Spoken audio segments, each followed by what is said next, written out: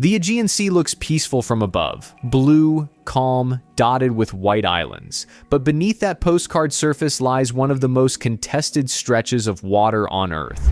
Fighter jets cross it almost daily. Naval patrols shadow each other in silence. And every few months, someone in Athens or Ankara says something that makes NATO nervous. This isn't just a dispute over fish or ferry routes. It's a fight over sovereignty, history, and national pride. And at the center of it all is one question. Why does Greece, a country smaller than Turkey in size and population, control almost every island in the sea that lies right on Turkey's doorstep?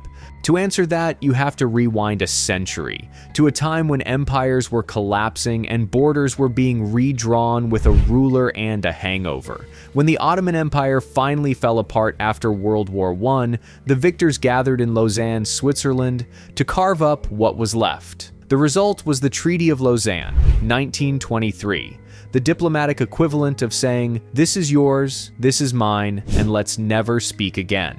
That treaty handed Greece sovereignty over most of the Aegean islands, including Lesbos, Chios, Samos, and Rhodes, even though some of them sit just a few kilometers from the Turkish mainland. The logic was simple. Greece had occupied these islands during the Balkan Wars and World War I, and its navy dominated the sea.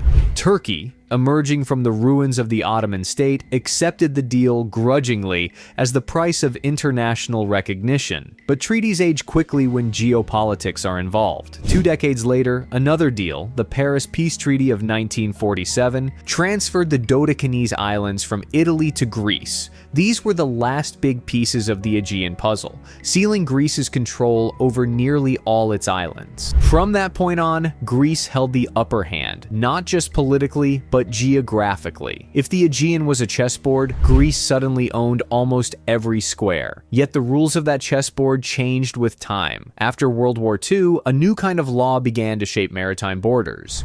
International maritime law, later codified in the United Nations Convention on the Law of the Sea, or UNCLOS. Greece signed it. Turkey didn't. Under UNCLOS, every island, no matter how small, can generate its own territorial waters, airspace, and exclusive economic zone. That is a huge deal because it means a tiny Greek island off the Turkish coast can extend Greece's legal control far into what Turkey considers its front yard. If Greece were to extend its territorial waters from 6 to 12 nautical miles, as UNCLOS allows, it would control about 71% of the Aegean Sea. Turkey's share would shrink to roughly 8%. You can see why that is a touchy topic. Ankara even calls such a move a casus belli, a cause for war. It is one of those rare moments in diplomacy where the translation is basically, do not even think about it. The geography only makes things worse. The Aegean is not a wide open ocean. It is a labyrinth of islands, channels, and air routes. Greece's islands form a natural wall stretching from north to south, effectively turning the Aegean into a Greek-controlled basin.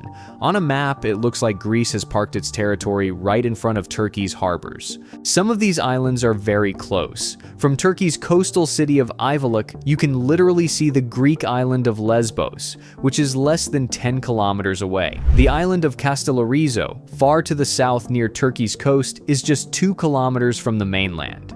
But despite being closer to Turkey than to mainland Greece, international law still recognizes it as Greek. Geography may favor Turkey, but history, treaties, and paperwork favor Greece.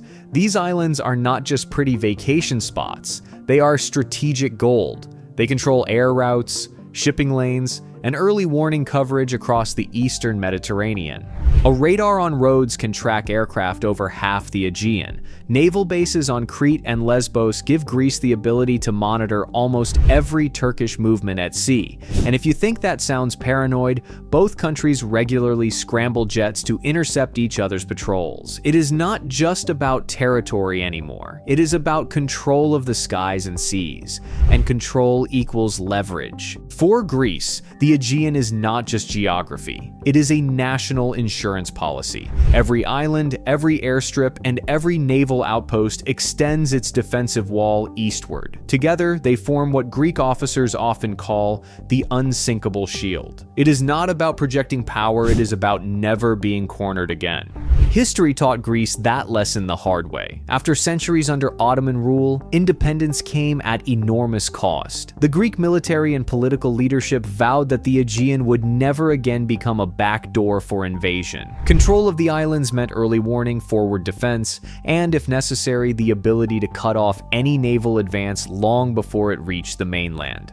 That logic still drives Greece's military planning today. Each major island doubles as a fortress. Lesbos, Chios, and Samos all host radar and surveillance systems that link into NATO's southern command. Rhodes, the largest island in the Dodecanese, is armed with coastal defense missiles and serves as a key logistics hub. Even small islands have airstrips ready to launch fighter jets or transport troops within minutes.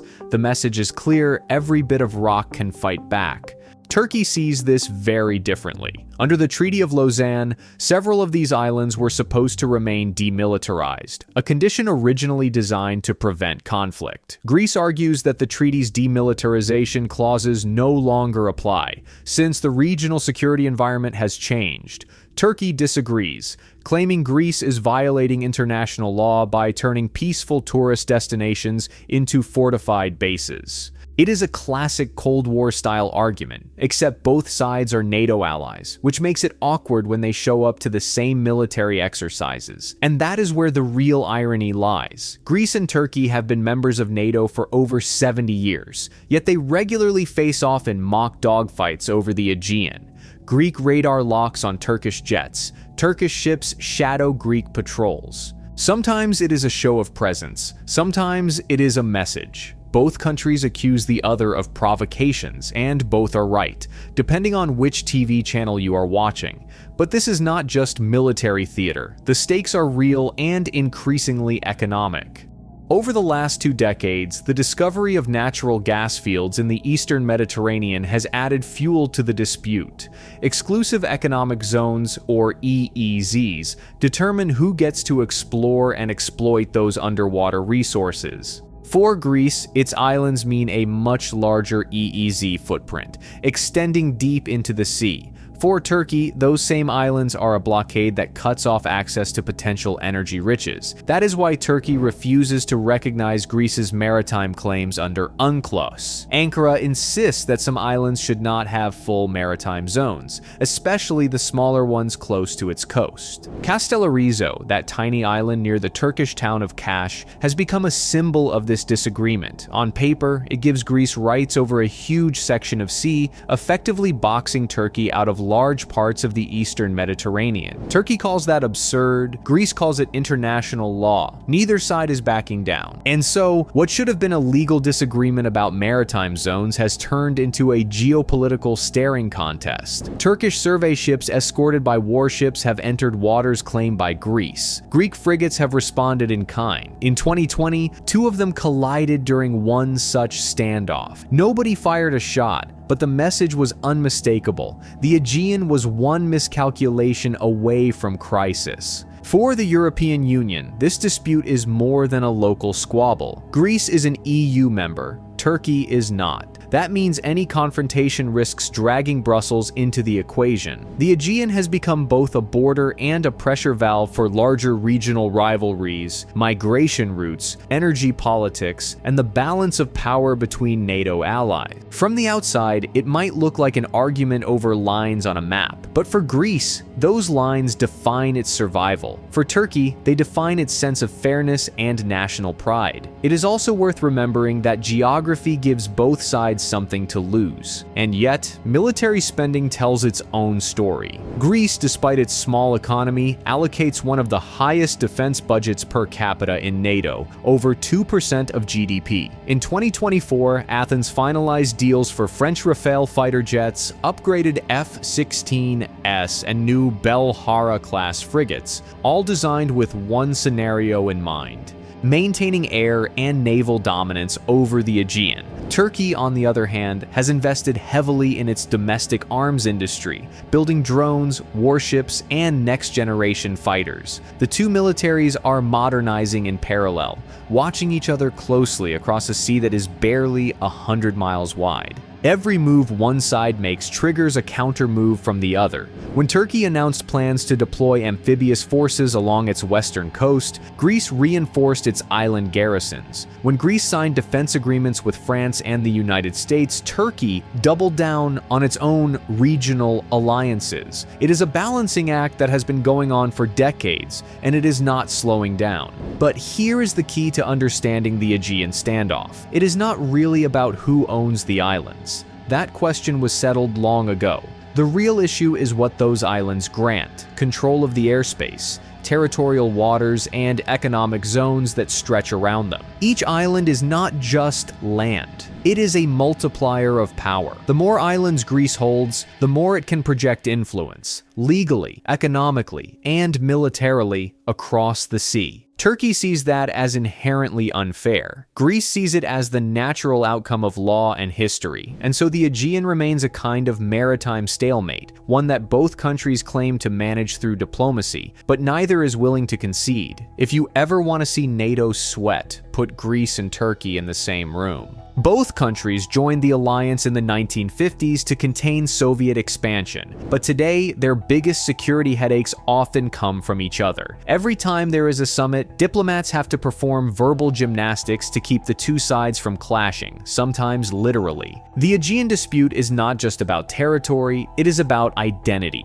For Greece, these islands are the living symbols of independence, hard-won after centuries under Ottoman rule. Giving up even one would feel like unraveling the story of modern Greece itself. For Turkey, watching Greek sovereignty stretch across islands visible from its own coast feels like a historic imbalance, a constant reminder that post-war treaties locked it out of its own neighborhood. So, when Turkish officials say they want a fair share of the Aegean, Athens hears "redraw the map." And when Greece conducts military drills on islands that Turkey calls demilitarized, Ankara sees a provocation. Both sides accuse the other of escalation, and both sides are probably right. Still, the rivalry has its own rhythm, a mix of confrontation and restraint. They test each other's limits constantly, but they also know where those limits stop. The result is a permanent tension, managed by caution and routine. It is the kind of uneasy balance that makes defense analysts lose sleep and defense contractors smile. In recent years, the game has expanded beyond the Aegean. The Eastern Mediterranean's energy rush has pulled in Israel, Egypt, Cyprus, and the European Union, and Greece has been quick to align with all of them. Joint naval drills,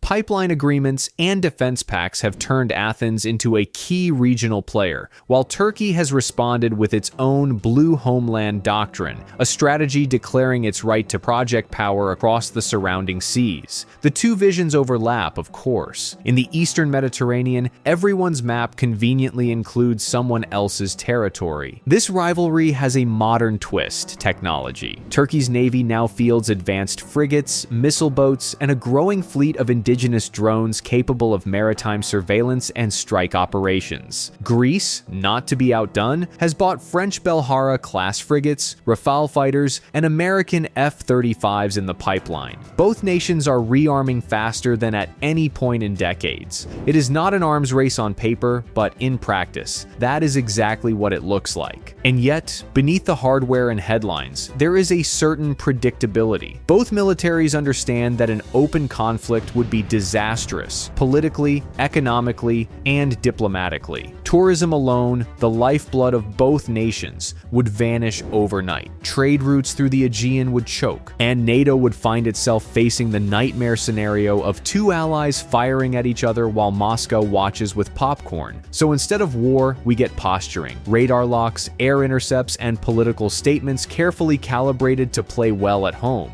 Each side flexes just enough enough to remind the other who is boss, but not enough to start something they cannot finish. From a strategic standpoint, Greece's dominance in the Aegean gives it disproportionate influence. Control of those islands means control of sea lanes connecting Europe, the Middle East, and the Black Sea. It also gives Greece leverage in Brussels and Washington, because when you hold the gates to the Eastern Mediterranean, people tend to listen. That is why, even with a smaller population and economy, Greece punches far above its weight in regional politics. Its geography is destiny, and destiny in this case comes with beaches, air bases, and legal documents that still drive its neighbor crazy. For Turkey, the frustration is equally understandable. The country's western coastline stretches for hundreds of kilometers, yet it cannot fully control the waters right in front of it. The idea that a Greek fishing boat could legally operate just a few miles off its shore,